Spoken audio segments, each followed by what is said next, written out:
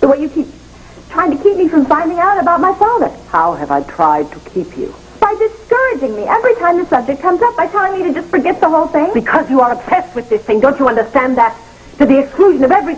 All right, forget it. I will not say another word, but you understand exactly how I feel, and you know why. Oh, no, you don't. Now, look, you think you are entitled to the last word on everything, but I'll tell you something. You don't have any of the answers when it comes to dealing with people because you are lacking in sensitivity and in any understanding at all. And I swear to you, you're not going to stop me. I am going to find out the truth if it takes me the rest of my life.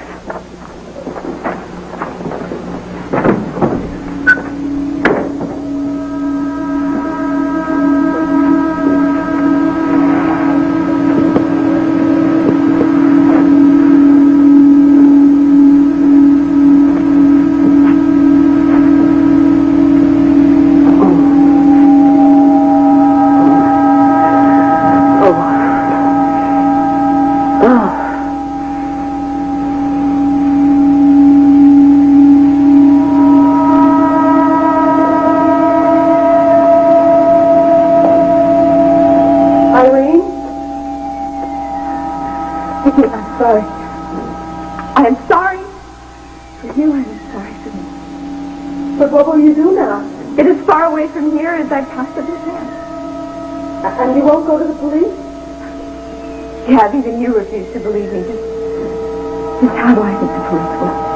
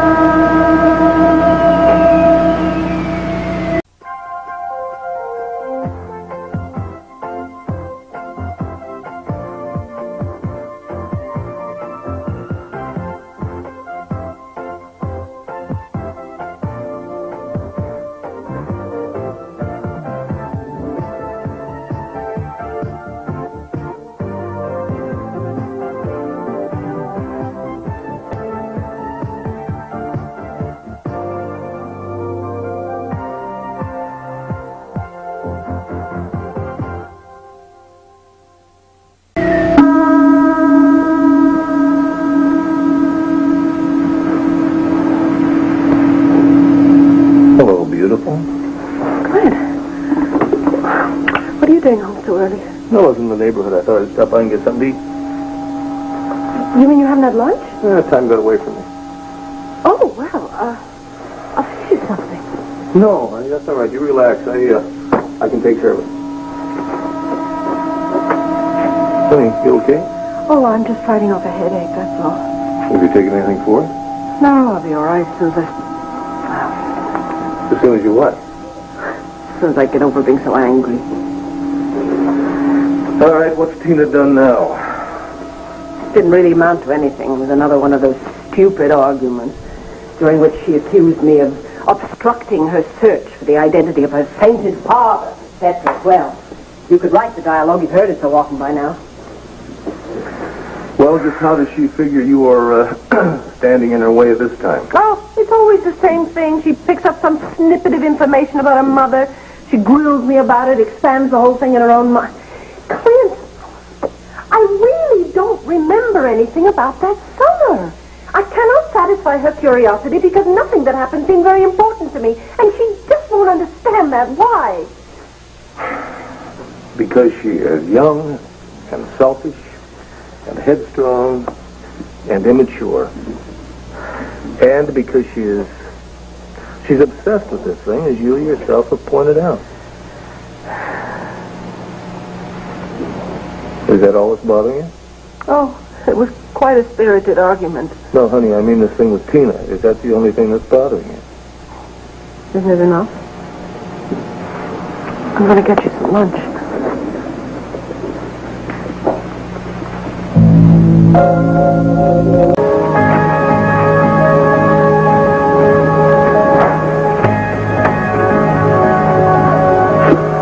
There you go. Now I want you to eat something, and then we'll talk. And don't let me hear about you skipping lunch anymore. Yes, ma'am.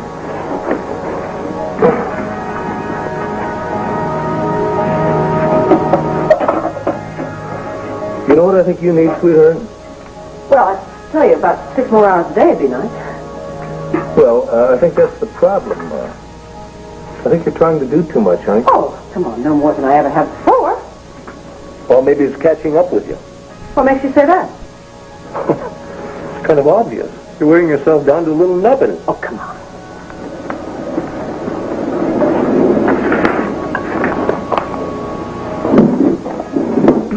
Viki, What? will you stop fussing around and come and sit down for a minute? Look at this. You got a few minutes to spare and you still can't relax. Well, what about your lunch? Will this spoil my dinner? Appreciate your fixing it for me. But this is more important. Now, do you realize how many hats you're trying to wear? Wife, mother, mistress of a castle. What's that word that Dorian's so fond of? Chatelaine. Oh, Treutelaar, yeah. Well, I like mistress of the castle better. And publisher of the best damn newspaper east of the Ohio. Mississippi. Make it the Pacific Ocean. And on top of everything else, honey, you're trying to get out this 50th anniversary edition, which from the proofs I've read is going to be as thick as the encyclopedia. Which is going to make us an awful lot of money. The advertising revenues are going to be enormous. What do you feel you have to justify it to me? I'm not. I'm just telling you why it's worth all the trouble. Yeah, and you're giving me every reason except the real one. Which is what? His name is Victor Lord. What do you mean? Honey, this 50th anniversary edition is pure and simple a memorial to your father. Isn't that right? Well, I mean, he built the banner up, didn't he? He took it over when it was on its last legs. And in fact, the more I read this research material that I've been going through, the more I see what an absolutely fantastic job he really did do. And it drew you back to him, right? Of course, there are memories. They're all over the places. There have to be.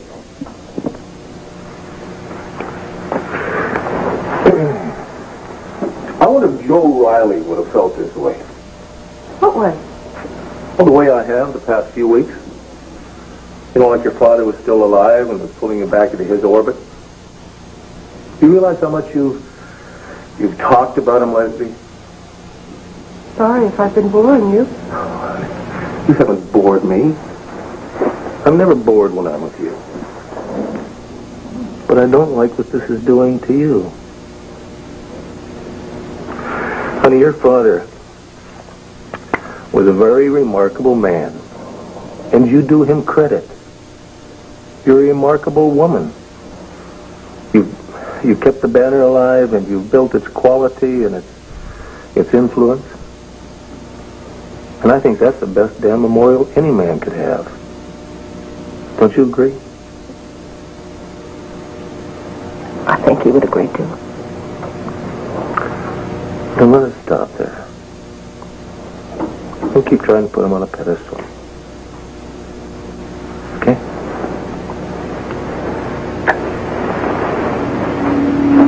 Later on, will you? I'll be home all evening. Thank you.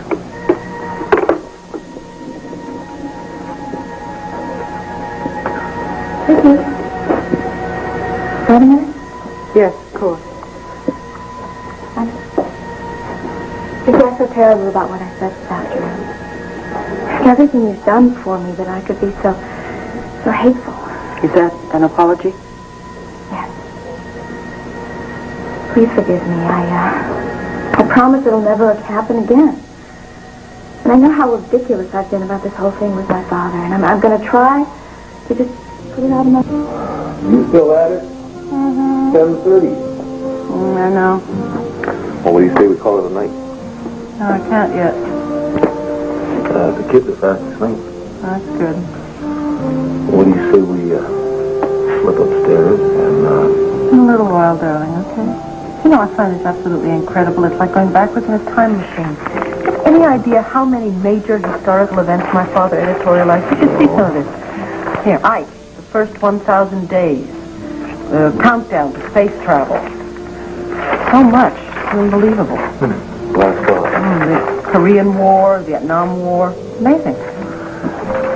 Sweetheart, how about some more recent history? You know, like the life we used to have before you started this project? It was a nice life. Had some leisure time. Had moments alone. Had sex. S-E-X. S-E what? Oh, Clint. I think it's time we get back to it, woman. And I mean, right now.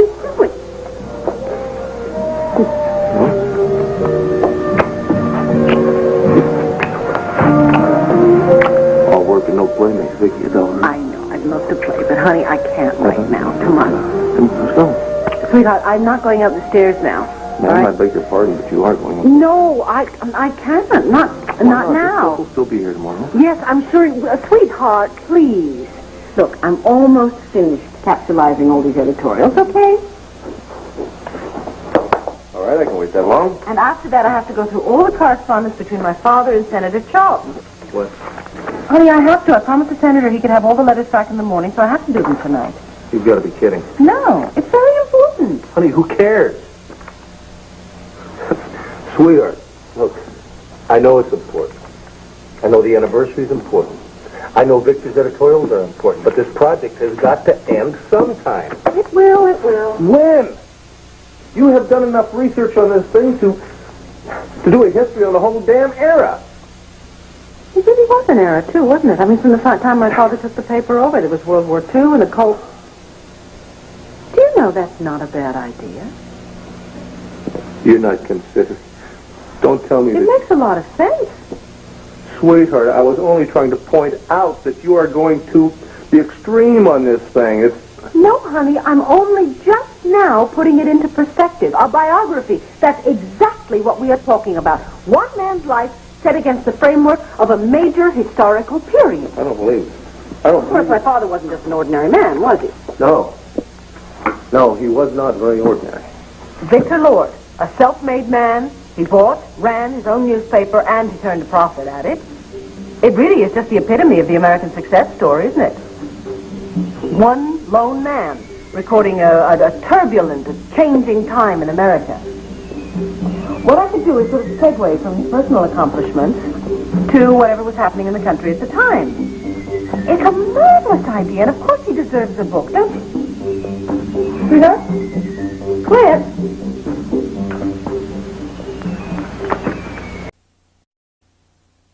One Life to Live will continue in a moment. All right, since you're insisting on waiting up for me, then you might just as well give me some advice. Advice? All right, how about if I advise you one more time to come to bed? Still going over the senator's letters? Mm-hmm. Listen, I'm thinking, do you think that I should interview the senator personally? After all, he and father were very good friends, and a nice personal piece would be appropriate included, don't you think? Is that what we're going for in the anniversary edition, sweetheart? A tribute to Victor Lord?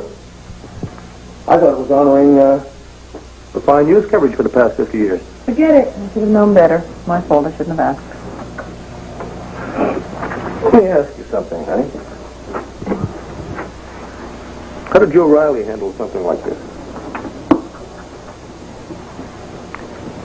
There was nothing to handle. Joe and father got along very well. Oh, really? Well, that wasn't always the case, was it? You said yourself that your father resented Joe. He didn't like him at all when they first met. That's true. It was just in the beginning. Why do you suppose that was? Well, it might possibly sound a bit snobbish to you, but my father felt that Joe and I were not exactly equal. In plain English, your father didn't feel that Joe was good enough for you. Sweetheart, I think that most fathers in the world feel that way about their daughters and the men they marry. Well, try this on. What if your father was trying to program your life? You know, make your life an extension of his, and that way kind of make himself immortal. And there wasn't any room in that programming for a husband another man would take up a lot of your time, a lot of your affection. Getting very analytical tonight. Well, it's true, isn't it? It's partially true, but I got over that a long time ago. You said it yourself. I cut the cord with Joe's help. I also said that it seemed like you were retying it. Why? Why would you do that? Are you trying to make something up to your father? Are you trying to compensate for some guilt? Why would I feel guilty? I don't know. Maybe subconsciously you hated him for, interfering with your life, for trying to dominate you even after you were a grown woman. I got over all of that. Did you, sweetheart? You know perfectly well.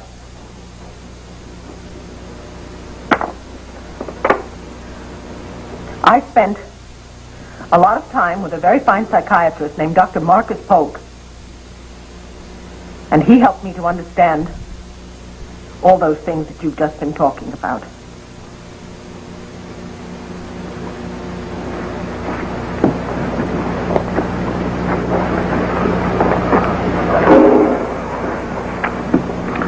Honey, understanding them and overcoming them are two different things.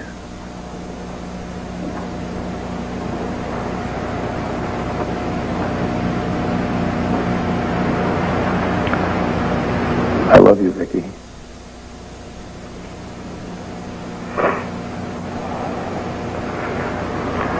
Why don't we wrap this up and get some rest? It'll still be here in the morning.